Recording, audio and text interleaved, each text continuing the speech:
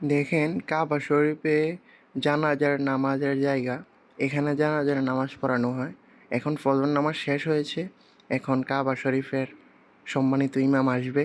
দেখেন কতটা security guard থাকে এবং কি এদের সম্মানটা দেখেন।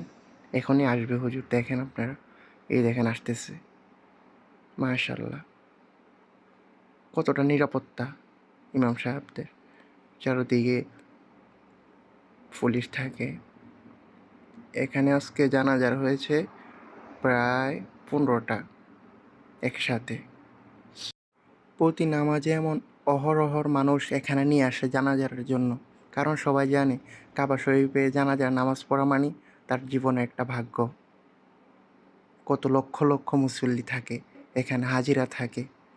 আল্লাহ তালা যারা মরেছে, আল্লাহ তালা তাদেরকে জান্নাত নসিব করুক, আমিন।